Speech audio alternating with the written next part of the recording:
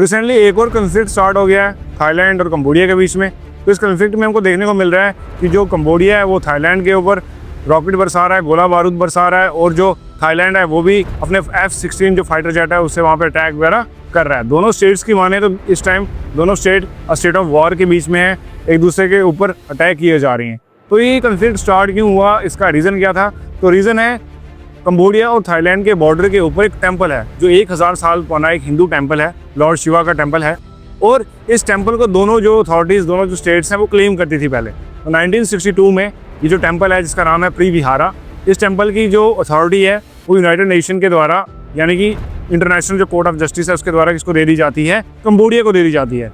वरना मसला क्या हो जाता है कि उसके आसपास का जो एरिया है उसके बारे में नहीं बताया जाता कि ये एरिया किसका है। मतलब मंदिर तो चले गया कंबोडिया के पास, बट आसपास की जो लैंड है उसके बारे में नहीं बताया जाता इस जजमेंट में।